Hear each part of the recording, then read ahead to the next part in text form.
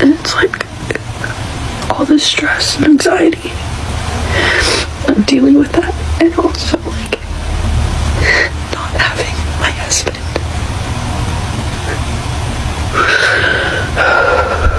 And how different everything is. Tomorrow's Christmas, and I'm just crying because of how hard it's been.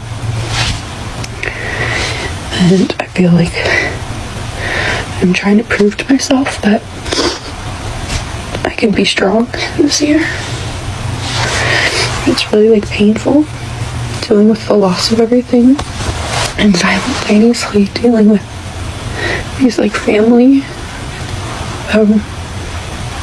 reconnections that like I haven't spent Christmas with my family in 10 years maybe, I don't know.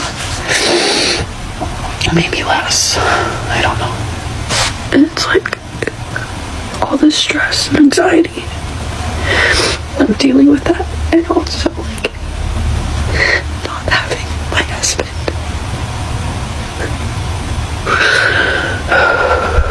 And how different everything is.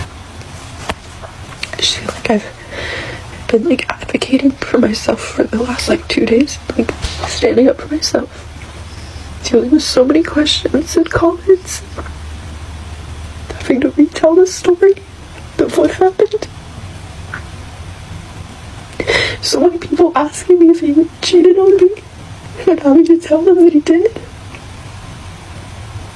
Like, it's Christmas, I don't want to talk about that.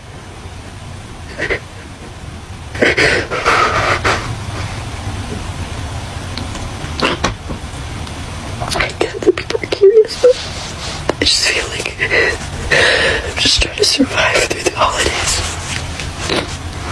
And it's so hard talking about all the things that he did.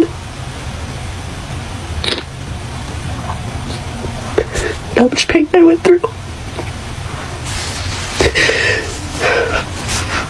Like, I didn't want to be alone this Christmas, so I'm with my family, and it's so hard.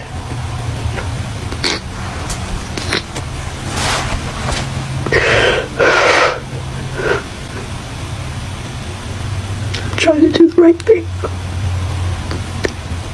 I'm trying to be strong, but it's so hard. It's definitely a hot take, but I don't think relationships should be equal. Speaking in general, men and women have different strengths, and that's why partnerships work. I really don't think that relationships should be equal. I don't think I should be working and he should be working and we should be making the same amount of money and doing the same chores, and like, I don't think that works. And I'm definitely not saying don't work and be submissive to your partner. That's not it at all. Just like, focus on your strengths. Like, my boyfriend takes care of, he's like a manly man in a sense, like takes care of things, happy to do it. I'm a total mama at heart. Like, I love making sure that people that I love are taken care of and things go smoothly for them. And that's not saying that things aren't going on in my life. Like, I still do my own shit and also take care of people. I also think it's really important to let a man be a man. If he wants to pay for something or he wants to do something, let him, okay? Just let him. It fuels his ego. And it's really not to say that you can't do it. It's Present-day ladies frequently anticipate that men should be women's activists, offsetting conventional jobs with current assumptions. They want men who can cover the bills, deal with them, and smother their inner selves to fulfill them. Generally, men have been the providers, satisfying this job proficiently. Nonetheless, the present ladies maintain that men should succeed in each angle, disregarding the requirement for common regard and time together. Numerous cutting-edge ladies have their own responsibilities and needs, which some of the time prompts disregarding home liabilities. This change in elements can make strain, as men feel the strain to live up to these new assumptions while likewise keeping up with their customary jobs, and present-day ladies find themselves lamenting separating from their spouses. At first, the commitment of freedom and individual satisfaction can appear to be engaging. Nonetheless, the truth of life after separation can bring startling difficulties and dejection. Numerous ladies understood that the steadiness and friendship of marriage had esteem they misjudged. They missed the help, both profound and monetary, that their spouses gave. The challenges of dealing with a family, bringing up kids, and keeping a vocation alone can overpower. Moreover, the dating scene can be overwhelming, and finding another accomplice who matches their assumptions can challenge.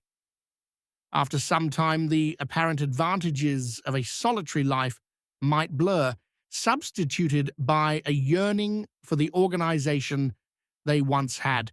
This lament highlights the significance of cautiously considering the choice to separate and perceiving the worth of shared help and friendship in a marriage. One of the women in the audience shouted, "Why are you single?" I laughed and I went, that's funny, okay. So anyway, and then another person shouted, no, why are you single? And then the audience just started erupting, just shouting this question at me. No one would let me move on. Did it feel aggressive, or did it feel loving or playful, or a little blend of both? Oh, it felt like they demanded an answer. Like, how can you be the person that talks about this and you're still single? Like, it just, people were like, I need to know. Like, we have you here. Yes. You can't avoid it now. So many people's experiences. More and more of their friends are getting paired off. They feel like they're left on the shelf. They're starting to question whether it's ever going to happen for them. And that's a scary place to be. Worse, and then complaining that they're not getting enough of the man's money. And you're like looking at her like, you dingbat. First of all, nobody wants you out here on the dating market. I hate to break it to you. Like, what? Like, you FOMO'd at 50 and you got kids. Like, don't nobody want you. And on the other side, it's like, you would have had more money if you stayed with him. Okay? If you file for divorce and you don't get a payout, the only people that are going to be advocating for you and being like, no, you need to take him, sis. Get him for everything. Like, those are some toxic women. Like, probably narcissistic women.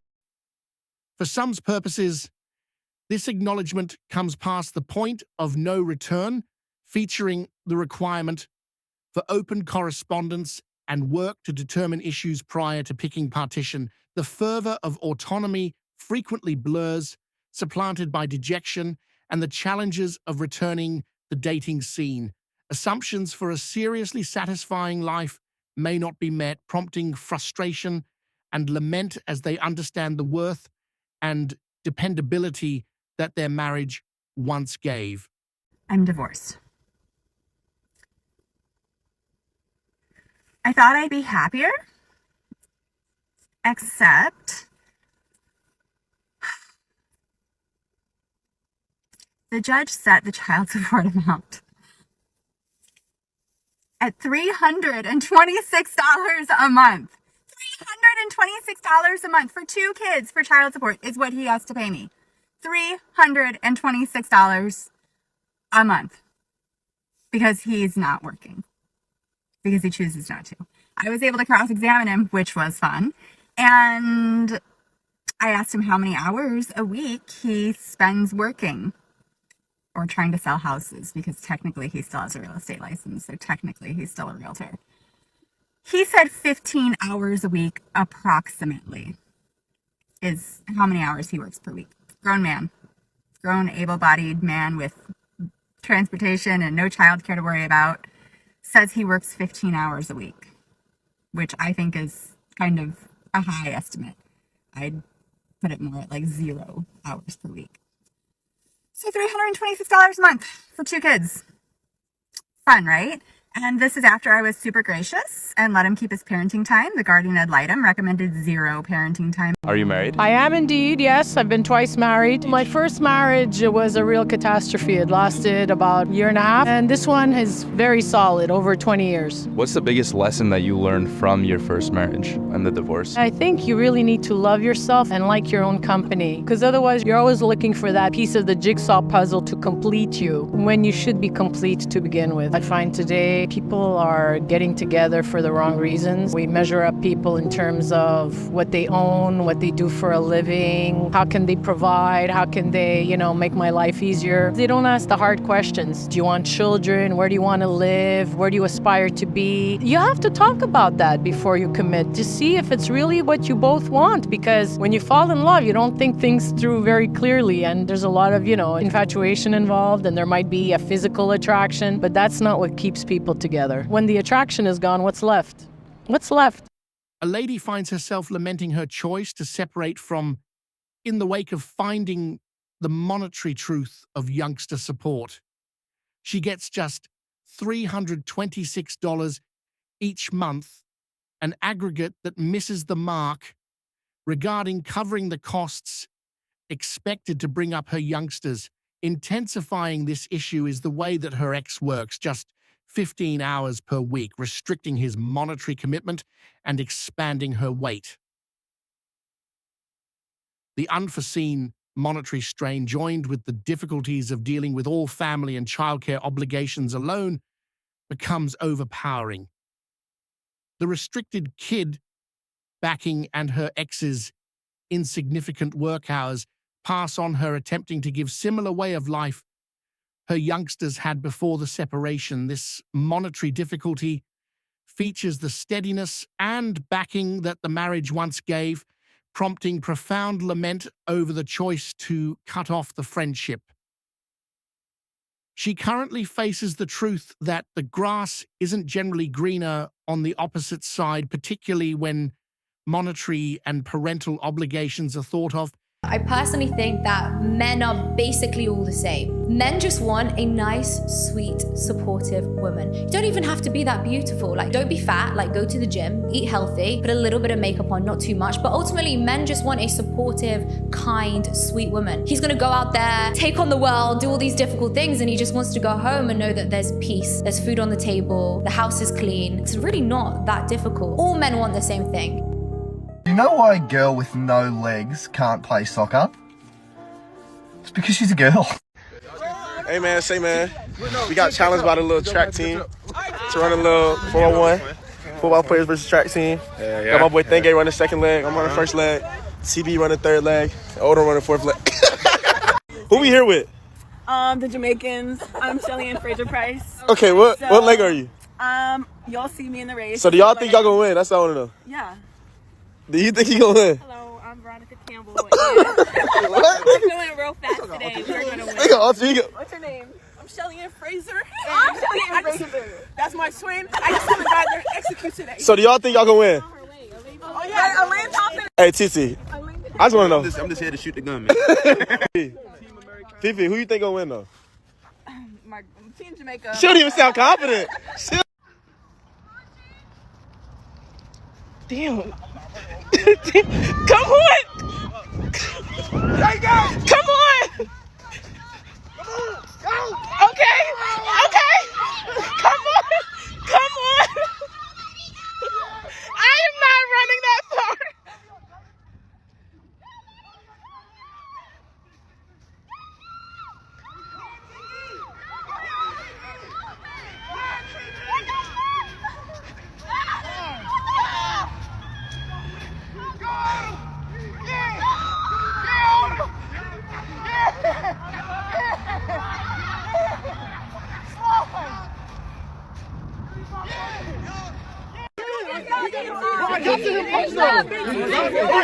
This concludes our A4 anonymous coverage for the day.